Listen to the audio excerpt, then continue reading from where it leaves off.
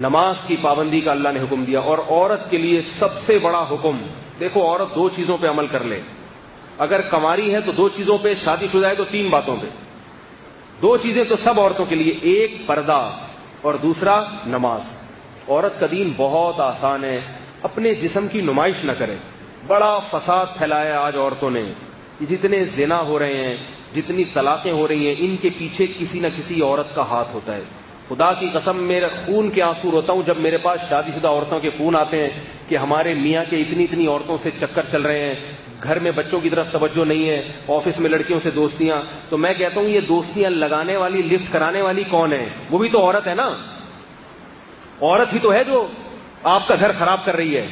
اس کو اللہ نے گھر میں بیٹھنے کا حکم دیا، اس کو اللہ نے کہا کہ اگر گھر سے باہر نکلنا ہے تو یدنین علیہن من جلابیبہن، اللہ فرماتے ہیں اپنے اوپر چادریں لے کے، برقعے لے کے نکلو، اپنے جسم کی نمائش مت کرو، خوشبو لگا کے گھر سے باہر نکلنا عورت کے لیے حرام۔ تو خواتین اگر آج توبہ کر لیں اور اس کا اہتمام کر لیں کہ ہم پردہ کریں گے مکمل، اور پردہ اپنے چچازاد بھائی سے بھی ہوتا ہے، دیور سے بھی ہوتا ہے، جیٹھ سے بھی ہوتا ہے۔ اسلام میں عورت کی جس سے شادی ہوتی ہے صرف وہی اس کا شوہر ہوتا ہے۔ ہندوؤں کے ہاں جس سے شادی ہوئی وہ بھی ہے اور دیور بھی ہے۔ دیور کا مطلب پتہ ہے ہندی میں کیا ہے؟ آدھا شوہر۔ یہ ڈکشنری میں دیور کا مطلب ہے، نہیں آ رہی میرا خیال ہے۔ تو ان کے ہاں دیور سے پردہ نہیں ہے۔ سکھوں کے ہاں تو ہے ہی نہیں پردہ، سکھوں کے ہاں تو باقاعدہ ہے کہ یہ شوہر یہ بھی ہے اور یہ بھی ہے۔ تو یہ بغیرتی والی زندگی پسند کرتے ہو کیا؟ ہم اس کو قبول نہیں کرتے۔ ہمارے ہاں ہے کہ یہ شوہر ہے، اس کے علاوہ کوئی بھی نہیں ہے، وہ نہیں دیکھ سکتا اس کو۔ دیور کو اجازت نہیں ہے جوان بھابھی کے سامنے بیٹھ کے گپے مارے۔ سالیوں اور بہنوئی کے جو ہے نا کتنی بری خبریں آتی ہیں، ایسی باتیں کرتے ہوئے ممبر پہ جو ہے نا شرم اور حیا آتی ہے۔ برائی کا تذکرہ کرنا بھی برائی کی اشاعت۔ کتنے فون آتے ہیں خواتین کے کہ میرے میاں مجھ میں دلچسپی نہیں لے رہے، بہن میں دلچسپی لے رہے ہیں۔ میری سالیاں آ رہی ہیں، گپے لگا رہی ہیں بہنوئی سے۔ بہنوئی دیکھتا ہے میری والی تو بوڑھی ہو گئی، یہ جو جوان ہے نا، جب یہ تو انسان کی فطرت ہے، جب وہ جوان کے سامنے بیٹھے گا تو اپنی والی اس کو پرانی لگے گی۔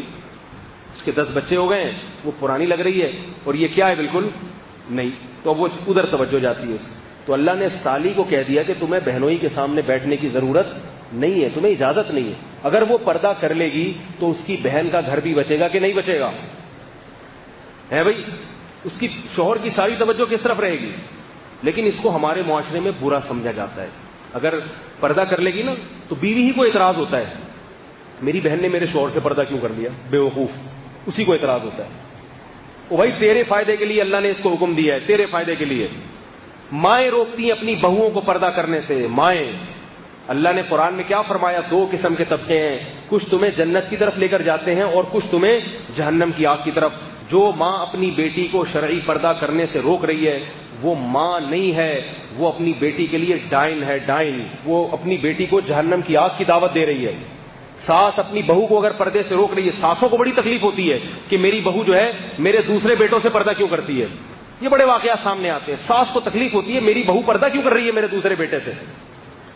بھائی اللہ کا حکم ہے، بہو کے لیے اجازت نہیں ہے کہ اپنی ساس کی بات مانے۔ بعض شوہروں کو تکلیف ہو رہی ہے کہ میری بیوی میرے دوستوں سے پردہ کیوں کر رہی ہے۔ جس میں غیرت ہونی چاہیے تھی، جو پردے کی ترغیب دیتا وہی پردہ اتارنے کی ترغیب دے رہا ہے۔ تو عورت اگر پردے کی حفاظت کر لے، دیکھو کیسی عفت تھی۔ حضرت فاطمہ رضی اللہ تعالی عنہ نے وصیت کی، میرا جنازہ رات کو لے کے چلنا، رات کو میرے جنازے پہ بھی نظر نہ پڑے کسی کی۔ کہاں گئی وہ عفت، کہاں گئی وہ پاک دامنی، کہاں گئی وہ حیا؟ کیسے اپنے جسموں کی کپڑے دیکھو، لباس دیکھو، مختصر ہوتے چلے جا رہے ہیں۔ بچیوں کے لباس دیکھو، کچھ بھی نہیں ہوگا ان کے جسم پہ کپڑا، اور بیٹوں کو پورے کپڑے پہنائے گئے ہوں گے۔ ہاف آستینیں بیٹیوں کو پہنائی جاتی ہیں اور بیٹوں کو فل آستینیں۔ یہ کیا ہو رہا ہے ہمارے معاشرے کو؟ کہاں کو جا رہا ہے بھائی؟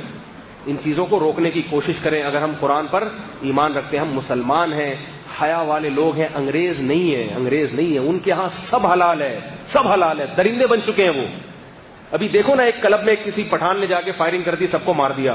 ہم جس پرست، میں نہیں کہہ رہا کہ وہ قتل کرنا جائز تھا یا اس نے صحیح کام کیا، میں یہ نہیں کہہ رہا، لیکن اس سے اس معاشرے کی گندگی کا تو پتہ چلتا ہے۔ کلب بنے ہوئے ہیں لڑکوں سے لڑکوں کی بدکاری کرنے کے لیے، تو کیا تم بھی یہ چاہتے ہو تمہارا کلچر بھی مستقبل میں ایسا ہو جائے؟ تو یاد رکھو، آج وہ جس اسٹیج پر پہنچے ہیں اچانک نہیں پہنچ گئے. پہلے ان کا کلچر بھی ایسا بنا تھا جیسے آج ہمارا ہے, مگر ان کے بڑوں نے اس کلچر کو تبدیل کرنے کی کوشش نہیں کی. نتیجہ کیا ہوا؟ برائی ہوتے ہوتے وہاں تک پہنچ گئی ہے. اگر ہم نے اپنے گھروں پہ, اپنی بیٹیوں پہ کنٹرول کرنے کی کوشش نہیں کی, معاشرے میں کو پردہ کرانے کی کوشش نہیں کی, تو یاد رکھو ہمارا مستقبل بھی پھر ویسا ہی ہوگا.